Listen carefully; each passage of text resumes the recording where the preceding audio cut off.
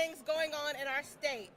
Our children needing to be fed, our education system needing to be addressed, our roads and infrastructure crumbling around us. This legislative session has focused on punishing women who get an abortion with the death penalty. They have focused on law enforcement tracking all medications that we take and what medications in our system might end up in the toilet. We have policing where we all go to the bathroom and checking birth certificates and demanding a visual inspection to make sure that you are in the right gender. It has been an endless attack on personal freedom and privacy from the folks who claim that they are about liberty. South Carolina has the third highest rate of arresting women based on their pregnancy outcomes. Let me say that again. There are 47 other states that come before us that do not criminalize pregnancy. A woman has a miscarriage at home, they want to lock her up. A woman uses cannabis to let her continue her pregnancy instead of anti-nausea or seizure medication, they want to lock her up. A pregnant woman was shot, but it was her fault for being in the wrong place at the wrong time. Another woman miscarried at home before she even knew she was pregnant and told the hospital she flushed the toilet and they wanted to lock her up. Never mind that there are no laws in South Carolina which stipulate when we're supposed to report a miscarriage or what's necessary and how we act. We want to punish women for our own bodies. But y'all, time is enough. Our voices are strong, and we are stronger together. And every single day that we come up here and we make sure that our voices are heard, we will be heard. But we need more people up here. Me and Margie cannot do it alone. The ladies in the House cannot do it alone. And the strong men like Representative Bamberg, they help, but it's not enough. So we need to make sure our voices are heard, that we stand up, we speak up, and we shout when necessary.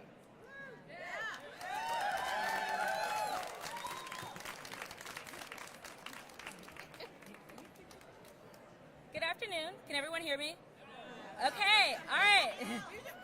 I have a toddler, so you know. Good afternoon. My name is Dr. Ladrea Williams-Briggs. I'm a South Carolina native, a maternal health advocate, a wife, and a mother. I'm also the executive director and founder of #NotUsSC, a community-based organization dedicated to improving maternal health outcomes for Black women in our state. I'm here today to talk to you about education, autonomy, and justice. As a survivor of HELLP syndrome, a rare but life-threatening complication of pregnancy, I know what it feels like to have to advocate for your own body while navigating systems that are confusing, stressful, and too often dismissive. During my pregnancy, I checked all the boxes. I went to every appointment. I had good health insurance, a stable income, a strong support system. I lived in an area with plenty of healthcare options and was pursuing my doctorate degree in maternal health education, and I still almost died. That tells us that this is not about personal failure. Unfortunately, my story is not unique. We've all seen the headlines. The woman sent home too early, the mother whose pain was minimized, the family left asking how could this happen, the recent passing of my colleague, Dr. Janelle Green-Smith. Too often, we try to isolate these stories as singular incidents instead of recognizing the deeper issue, systems that fail Black women. Here are the facts. The United States ranks highest among developed nations for maternal deaths. South Carolina ranks 8th highest in this country for maternal mortality. Black women in our state are 4 times more likely to die from pregnancy-related causes than their white counterparts. And over 90% of these deaths are preventable with timely and appropriate care. This is not about biology. This is not about personal failure. This is about systems. This is about access. This is about whether people who experience pregnancy have the information, support, and respect they need to make informed decisions and receive quality, evidence-based care. Hospital closures in our state, gaps in maternity health care make it even harder. Many counties in South Carolina don't have a birthing center, an OBGYN, or even a hospital.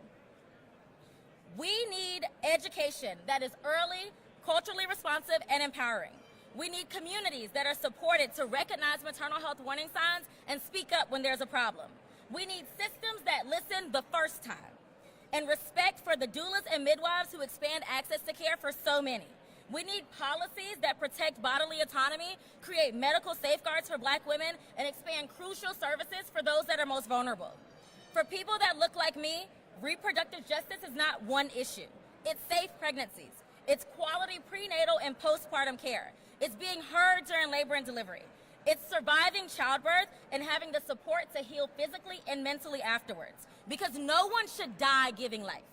Not me, not her, not us, not anymore. Thank you.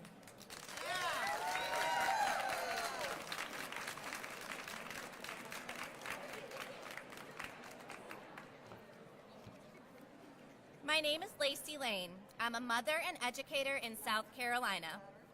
I am here because abortion bans are not theoretical to me, they are deeply personal. In 2017, I was pregnant with a very wanted and planned pregnancy. At 18 and a half weeks, during my anatomy scan, my doctor found something wrong. We were referred to a maternal fetal medicine specialist for a more extensive ultrasound. That night, my then almost 3-year-old son bit into a cupcake, revealing blue icing that announced to him, my husband, and I that we were expecting a boy. We named him Evan, and we hoped for good news at the ultrasound appointment. The next day, we learned that Evan had a rare and severe neural tube defect called occipital encephalocele. His brain was growing out through a hole in the back of his skull, causing multiple brain anomalies. We were given 2 heartbreaking options. We could carry to term, not knowing when he would most likely die in utero or in palliative care soon after birth, or we could end the pregnancy.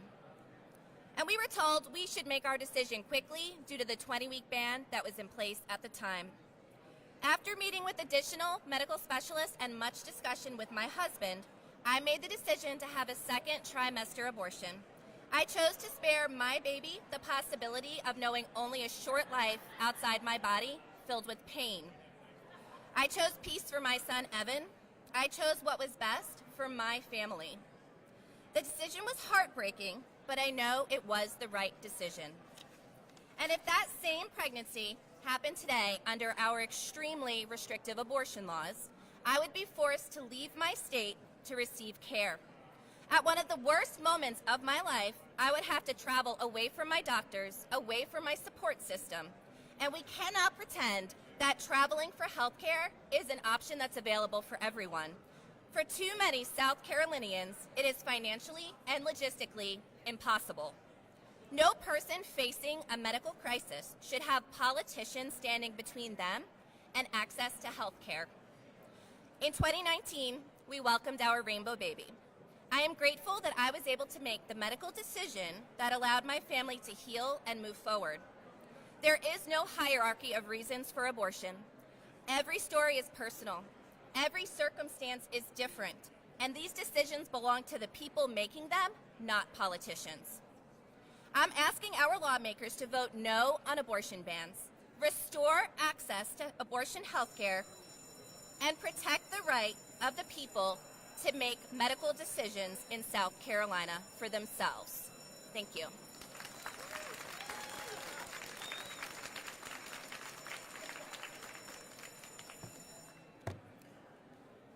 Hello, thank you for coming.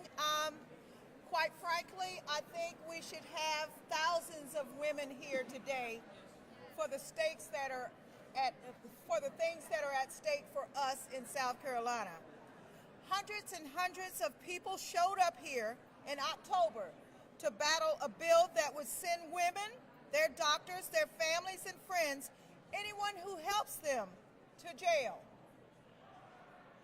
If your daughter had been raped and learned that she was pregnant as a result, you could go to jail for 30 years just for taking her to Virginia for help.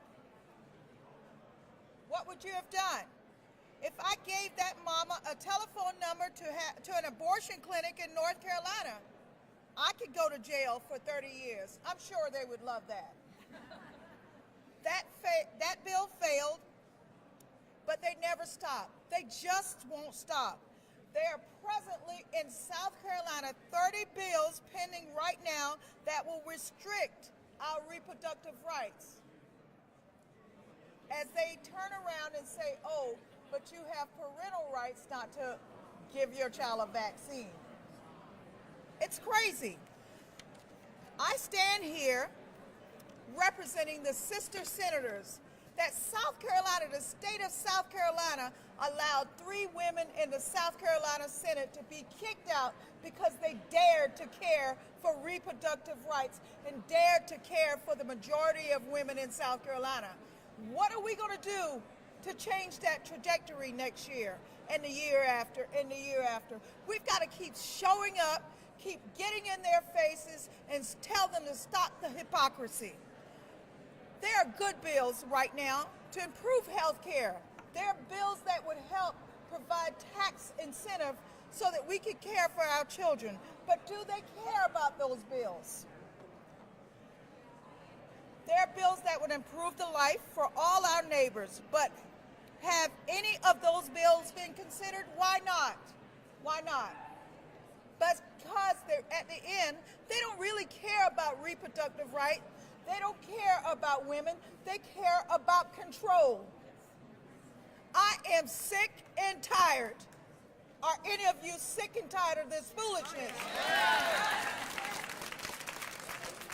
It's exhausting for women to have to come up here to beg legislators not to kill them. It's exhausting and shameful that Senator Devine and myself have to remind them to stay from under my dress. It's exhausting to hear a bill that they all voted unanimously for, that's an ombudsman bill, that they'd rather pay tax dollars for one person to tell a woman how to have a baby. I got news for you. We've been doing this from the beginning of time. I am sick of the hypocrisy. We have been in South Carolina at the 8th highest rate of women who died during pregnancy and birth. What are we doing? The 5th highest rate of babies who die before their first birthday. What are we doing? The 10th highest teen pregnancy rate.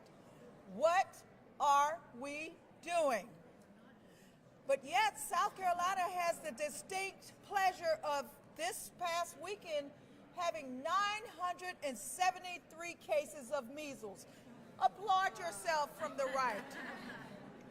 South Carolina ranks the worst state for overall health, obesity, diabetes, and I've already talked about measles, uninsured residents, the fastest transition of doctors getting the hell out of this state. And we think that's a good track? No, it's not good. I am so sick and tired of us sitting here and playing nice. It's time to turn the page. It's time for us to get other women that are sitting home and not realizing how important this issue is. It's time for us to start kicking ass on this issue.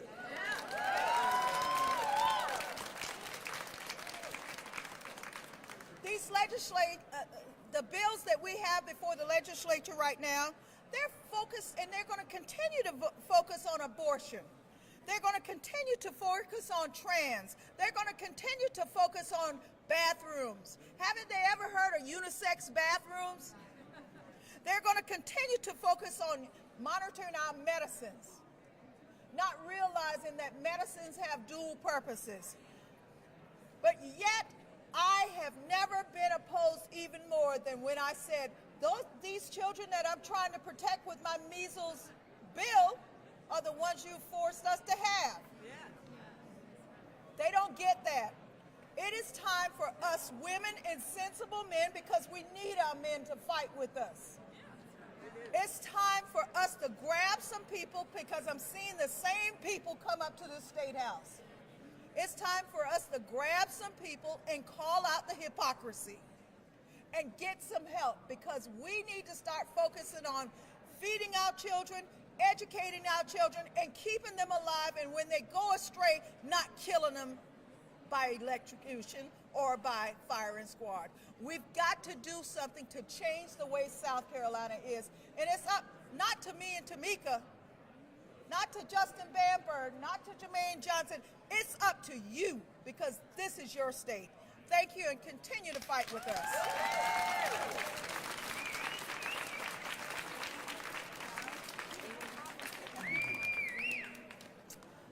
My name is Jace Woodrum, and I am the Executive Director of the ACLU of South Carolina. Thank you. I am also a transgender man. Although I was born female, I have lived for the past 12 years as the man I've always known myself to be. Thank you. I am here today because the General Assembly's relentless attacks on our rights are harming our health. I am here today because transgender people and women must stand together in the face of constant attempts to divide us. And I am here because enough is enough. You know, our legislators are in session for 40 days. That is it, 40 days. Are they spending time on what is important? No, no. They haven't addressed the cost of groceries or the pothole that I'm pretty sure took off a tire on the way into work, right? They're not addressing the things that matter to us.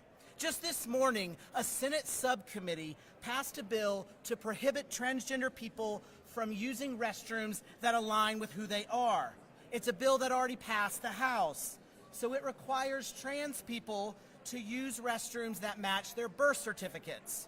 Look, this bill hurts transgender people like me. My birth certificate says female, but no one wants me in the women's restroom like this bill would require.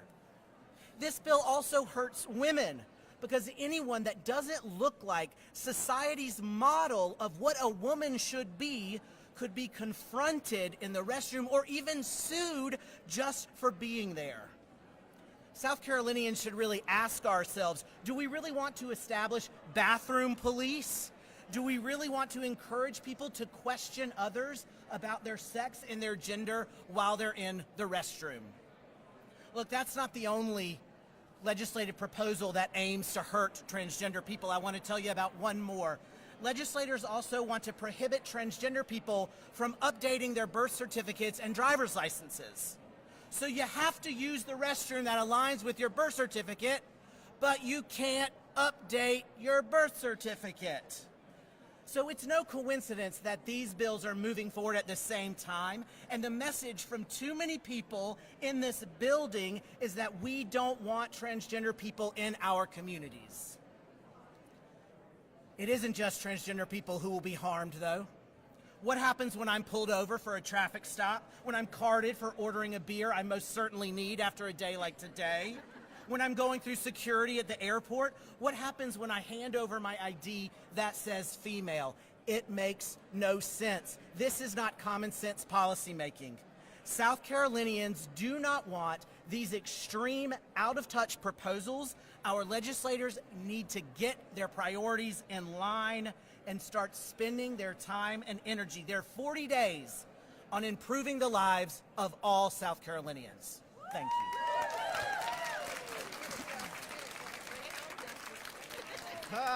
All right.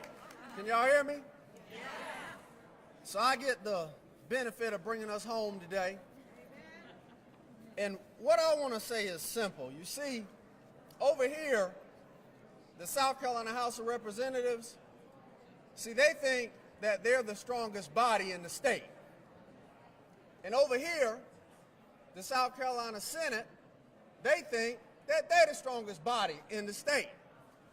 And I just want to tell you that the strongest bodies in the state are the bodies of all the ladies you see here, of all the ladies in the state of South Carolina. And I echo what my colleagues have said. Enough is enough. I came up to this place at 26 years old. I was a young man. Now I'm a little older. And over the last decade, year after year, it's been bill after bill. It's been attack after attack, and I'm fed up and I've had enough. I think you all are fed up and have had enough. But being fed up and having enough is no longer enough. Because every year I come up here, Margie comes up here, Tamika comes up here, Jermaine comes up here, and we have these fights and we get our teeth kicked in every year. And we get run over by big government South Carolina, by the big government Republican Party. And we get up off the ground, tire tracks and all, and we keep fighting. Everybody watching, we need your help. If you're tired of the government being in your bedroom, if you're tired of the government being in your relationship, ladies, if you're tired of the government sticking their grimy little hands in your body, tell them we about to get active. We about to get active. Because I'll tell you this, people have asked me, what can we do to help? Run for office? Vote? If you got a great rep or a great senator, get in your car, carpool, and go to a district that doesn't and help those people fight back, because they ain't gonna stop. And you know why they ain't gonna stop? You heard it earlier. It's about power. It's about control. And power and control don't give itself away, it gets taken. And for years they've been taking power from you women. They've been taking power from my mother. They've been taking power from my grandmother, who grew up in a time of coat hangers and death and destruction. They've been taking power from my niece. They've been taking power from your little sisters, who, if they get raped, people want them to have a baby. If RJ May or somebody get their hands on them, they want them to have a baby. And yeah, I said it, because I've had enough. But it ain't enough for some of us to have enough. We need your help. So we want you to fight back. We want you to participate. We want you to get active. This is your state. And if you, some days I get up and I walk into this place and I'm sad. We failing as a state. 30 bills pending. You heard it, 30. So the government can control your body and invade the privacy of your doctor's office. 2 bills filed to get rid of state income tax. One of them is mine. Send a message, y'all. We can say everything at this podium. We can gather. We can look pretty. Ladies, y'all look beautiful. Give yourself a round of applause. But that ain't enough, y'all. It's an election year. So just remember these 2 words. Get active. Thank y'all so much.